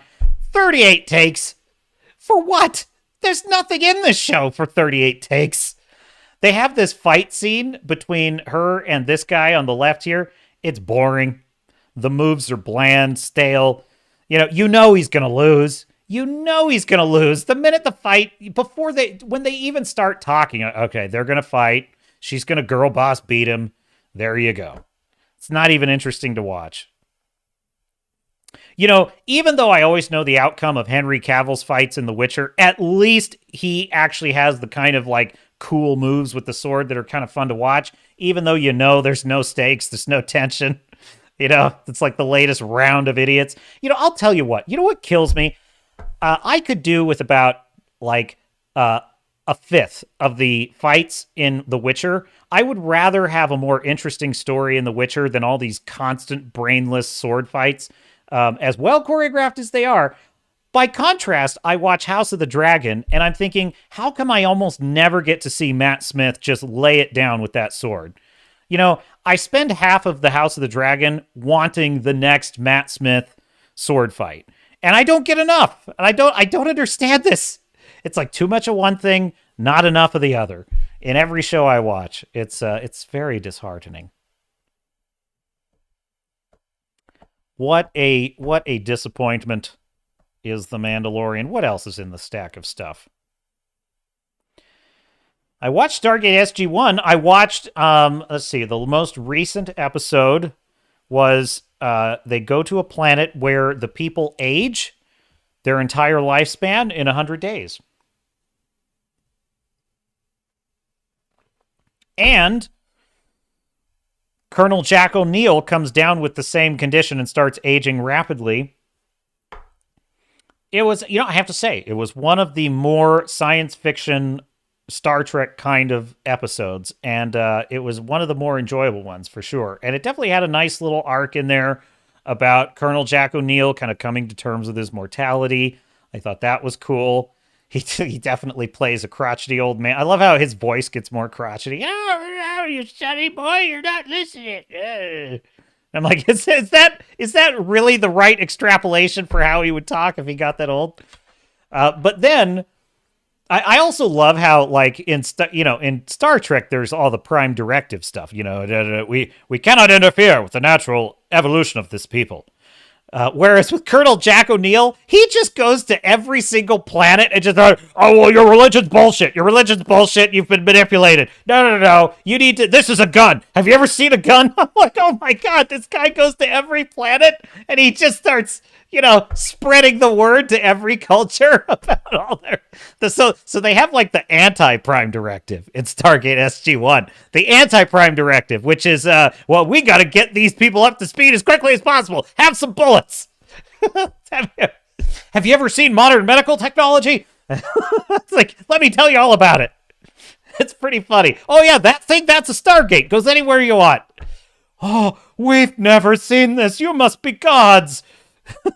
No, I love how every single time they meet a culture in this show, the very first thing is like the culture, they're just like, you are gods. And they're like, no, actually, I'm from Detroit. And they always seem so surprised. It's like you're interacting for the first time with an ancient people. Like, they act so casual about it. There's like no, Daniel is probably the most intellectual about it. He's like, oh, well, no, we're not actually gods. I'd say, look, I can't blame the characters. It's probably how I would be. I'd be like, no, I'm not a god. Oh, that statue? That's of an alien. That's bullshit. It's like, so anyway.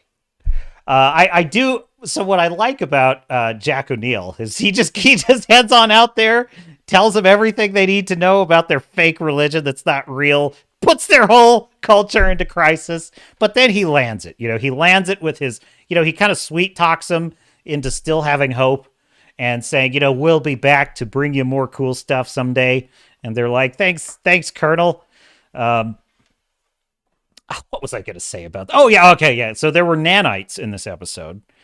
And I have to admit, it was a breath of fresh air because you have Dr. Carter, Captain Carter, and she's a fellow captain. And not as good looking as me, but, she's up there. And she's studying the nanites, and it was such a pleasure to just see, an attractive woman, an attractive female lead, and B, she is studying the nanites, but she's like commenting on like how they could exist and the way that they work. She's like, they're molecular machines that use other molecules to reassemble themselves. And like, well, how can you tell they're not a living organism? And she says, well, because living organisms multiply and machines replicate. And I thought, damn, that is pretty cool. Because you never get that anymore in like the Marvel Cinematic Universe. It's like, oh, you press a button, oh, it's nanites. The Iron Man suit is the nanites now. Well, okay. It's so lazy. It's so lazy in modern movies, and it's just fun to kind of see them actually have to like scientifically talk about like how a nanite would actually work. It's very cool. Star Fury says, Jack O'Neill, the ultimate moralist. He is, though. No, he's a moral character. It's not a dig at him. I'm just saying it's a different approach than Captain Picard. That's all I'm saying. Circling back for a second, Starfury says, to give Bryce Dallas Howard the benefit of the doubt, she was trying to polish a turd, but in the end, it was still just a turd. Yeah, you know, I have no particular animus towards Bryce Dallas Howard. You know, she's a cute redhead. She definitely gets points for that. Also, talented actor, and she's done some good work. I'm not denying that. What are you going to do with Jack Black and Lizzo and that script? You know, honestly, if my number one critique of Mandalorian Season 3 is the script. It is the script. There's nothing happening in that show. It is just banal, basic bitch, chat GPT fetch quests, that show. And so, to be fair to Bryce Dallas Howard, yes, directing is not really the big problem in Mandalorian Season 3. I mean, for one thing, everything mostly looks good. I have my complaints. The houseplant pirate is ridiculous, but you know. Starfury says, my morals are the only morals. Colonel, can I have a P92, sir? Yes. They're like, try out this gun! Like, they're an ancient Stone Age culture. It's like, show them how machine guns work. It's very different than Star Trek, you know. It's the Starship Troopers approach of exploring alien cultures. But you know, what I find funny is the assumptions that they make. They get to this planet, you know, and it's like the assumption they should have, you know, why don't they ever attempt to like dress in a way that's less threatening? I don't know. I guess technically they never know what's on the other side of the Stargate, so they really can't. I mean, well, but could they not send a drone through, film the land, you know, see some of the people riding around in, you know, Viking armor, and then, okay, so for this mission, we're going to dress like we're Vikings, but, you know. In any case, it's, you know, there's some good sci-fi material in there, so I am still watching it.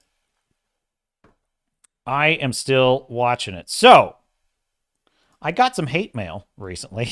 I know, this is all new to me. I'm getting hate mail now. It's very exciting. So as you may know, I have launched my own little Iron Age project, Galaxyborn, which is my own space opera universe. I say my own. I think of it more as I am attempting to build something we have lost. I'm attempting to build something we have lost. So at galaxyborn.com, if you go there, it's linked in the description of this stream, you will find my landing page for my campaign. Now, the nature of the hate mail I received was to my support email, which is, I have a little, you know, customer support email, support@swordsandstarships.com. And that is my customer service support channel. So if you need like a refund or something like that, right? Now, which of course you should not require a refund, but if you did, that would be where you go. Now, the hate mail I received said, said, you stole all that artwork. You haven't written any of this. There's no release date. Stop trying to scam incels, you incel.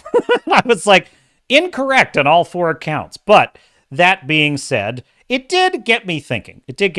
You know, when I started this campaign, my goal was to test an approach using YouTube ads. And so this is really more of a beta launch. This is not a full campaign launch, right? I'm still testing my ad strategy for this so that I can bring in new traffic.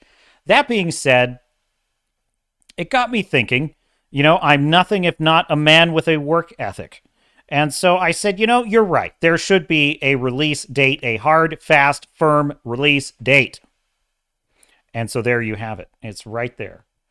Episode 1 releases August 21st, 2023. Now, Volume 1 of Galaxyborn, which you see right here. Here it is. This is the cover of the book, Galaxyborn, Volume 1. This is going to be the first 4 episodes of the season arc, right? Now, there's going to be 3 volumes in the season. So, in other words, all 3 volumes complete the first arc of the story. And I am calling this arc the Descent of the Kraid.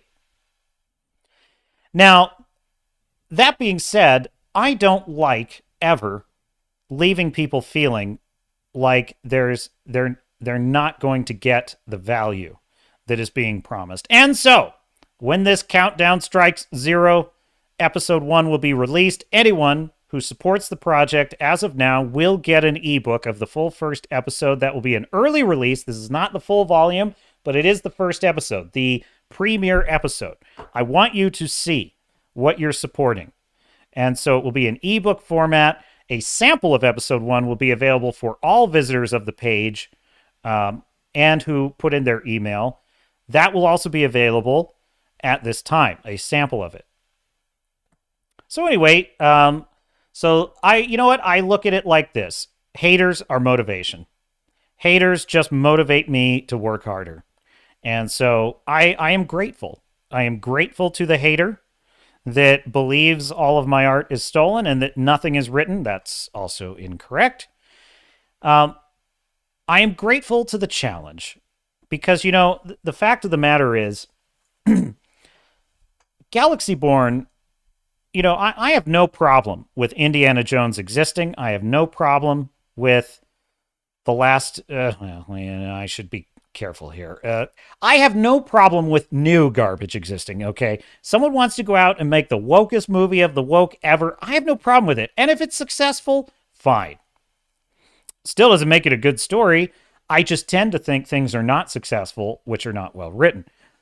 You know, so I have no quarrel with anyone else's story. I am here saying I want to create something new that creates the kind of story that I believe people like, that I certainly would like, and I am okay with other people not liking it. I am definitely okay with that. I will always be happy to listen to feedback. So for me, you know, I feel sorry for haters because, it's, you know, haters of Eric July and ISOM. It's like, what are you so angry about? You don't have to buy it. You don't have to like ISOM. Nobody's saying there's anything wrong with not liking ISOM. It's fine. So there's something else bothering these folks. And what I think it is that their woke project is failing. The attempt to rewrite reality, to rewrite history, and to rewrite culture, to reflect things that are simply not true, is being rejected by audiences, and it's frankly pissing them off. And that's fine. I am happy to be a lightning rod. I will continue to be. But I also take the challenge. So challenge accepted. There it is. Galaxyborn.com. Now, about the artwork. So as you see here, you know, this is my landing page, and I built a story. I built a story around it. I've revised this. Starfury says, will you be shipping to the UK? That I will do my best. I will do my best to ship to the UK. Yes, that is my plan. I plan to be able to ship there. So just to be clear, this release date is for the early access to the ebook episode 1. The full volume 1 will not be released until later. Actually, I actually meant to add another date here for the full volume. I will add that. But in any case, I have some artwork here to represent the Kraid. Now this is licensed for use on this page. So I do not own this artwork, but it is licensed. I paid for it. So I am basically giving you full transparency here. This is a promotional image. I intend to have original artwork of the Kraid in the book. So that will be there. But while I am building this campaign, I'm using this artwork as a stand-in, which I have licensed to use for that purpose.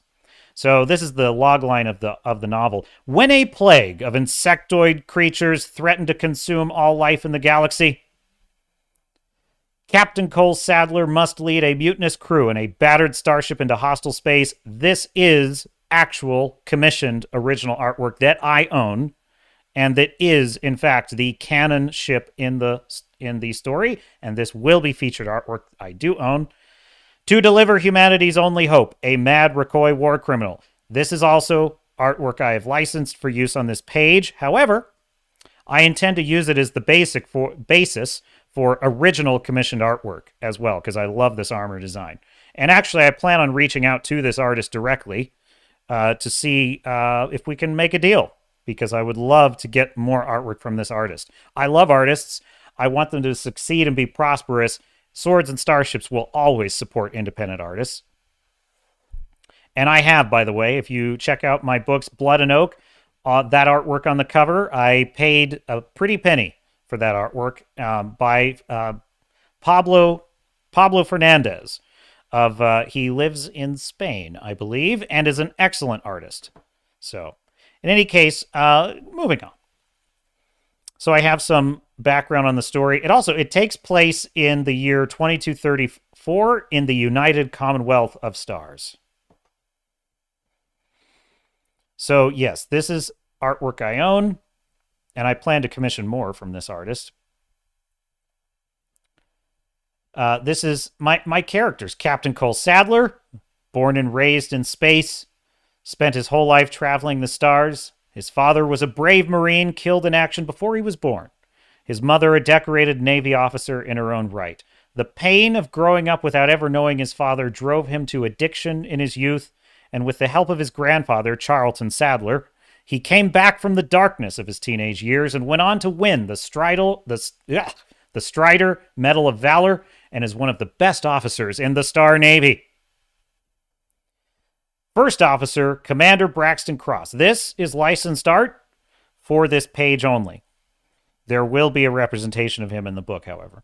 A brave Marine and devout Christian who does what it takes to save lives and complete the mission and has been Captain Cole Sadler's trusted number one for years. He grew up in the Texas Republic, one of the few countries from Earth, notice that, to leave the Earth Democratic Union to join the United Commonwealth of Stars. Earth-born officers are still relatively few in the Commonwealth, where most are born of the colonies. His naturally peaceful demeanor means he doesn't mind the askance looks. He always looks after his brothers and sisters in the trenches. Third Officer, Lieutenant, actually, strike that. She is the fourth highest ranking officer on the ship.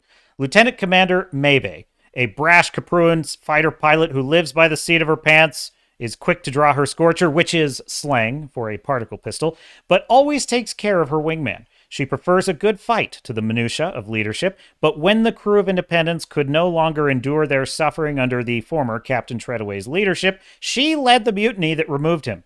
She is slow to trust Sadler, who is the new captain. Her species, the Caprians, hail from a planet with a long day-night cycle and have adapted to hibernate. They are the first alien species to make contact with humanity and are known for their altruistic nature, sprawling, tight-knit families, and rich culture of art, theater, and literature. This is commissioned, well, I should say, this is licensed artwork that I do own the rights for and will be available in the books and will be at part of the actual product. So this is, I made a deal with the artist who created this, Telthona, and I have a license deal where she still owns the original artwork. However, I have licensed this artwork for use in this world. And then she also did this piece as well, and I have the same deal on this piece, which is Dr. Bando Belindo, the genius Unda doctor who traded the life of famous scientist for combat medic so he could explore the stars and seek out new life forms. His sickbay is part holistic medical spa, part exobiology lab. The unchallenging work of tending to the medical needs of the crew suits him fine, as it allows him to explore the stars and study the cultures of his patients. His species, the Unda, hail from a rare star system with 3 habitable planets. Their homeworld is a paradise of civil liberty and widespread wealth. Their tradecraft, civic knowledge, and enlightened diplomacy made possible the peaceful cooperation of multiple species and the founding of the United Commonwealth of Stars. So they really are meant to be a very enlightened and egalitarian culture. You know, the Caprians I view as kind of the passionate, they're sort of a hybrid of a passionate warrior and artistic culture. Flight Lieutenant Farah Fayed. This is licensed only for this page. The chief pilot of the Independence at age 24. She's an obsessive overachiever who makes no secret of her ambitions to command a ship of her own. Her remarkable piloting skill results in feats of aviation that are famous in the fleet, but her impatience to rise in the ranks often ruffles feathers in the fleet. She's an isolated workaholic one minute, a party-hard troublemaker the next. Then we have Paladin Grifgor, a Rokoi warrior forced to live among humans who distrust him in order to complete a mission of great importance to his spiritual leader, the Pontifex. During the Xeno War, His clan opposed his own people's attempt to enslave humanity under the leadership of Imperator Romados. As a result, the evil warlord Romados nuked Grifgor's home planet, Spirius, from orbit. He's neither enemy nor friend of the Commonwealth. He cares only for the success of his mission. Legend has it, his species, the Rakoi, fled their homeworld millennia ago after an invasion by a highly advanced race. Without any faster-than-light technology, the Rakoi managed to settle hundreds of colonies throughout our spiral arm of the galaxy over the course of 18,000 years. This artwork I have licensed with the original artist, Jeff Murchie. You can see his work on ArtStation. I hope to license more from him. He's a brilliant artist. And I have the same deal with him as with the other artists to use this character in the world, in this universe. He owns the original rights to the artwork. And so there you have it. So all of the artwork you see here, with the exception of this in the bottom right-hand corner, is my artwork. I own it and commissioned it. It is all, I have the rights to use it, and this is the actual cover. So yes, so this, the actual logo, the cover, I commissioned another artist in Turkey, actually, to create the lettering and the original design of the guns and the helmet there. So all of that, I own the rights to. There it is. Ain't that beautiful? It's going to be a 6x9 gloss paperback cover when it is released. 4 action-packed episodes.